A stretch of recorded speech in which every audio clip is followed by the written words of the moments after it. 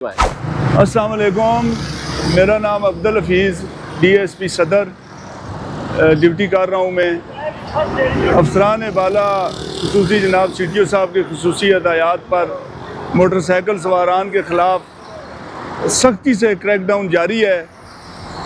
ख़ासकर जो motorcycle line विलेशन करते हैं, बग़ैर हेलमेट होते हैं, विदाउट नंबर प्लेट होते हैं, विदाउट लाइसेंस होते हैं, उनके ख़िलाफ़ भरपूर कार्रवाई जारी है।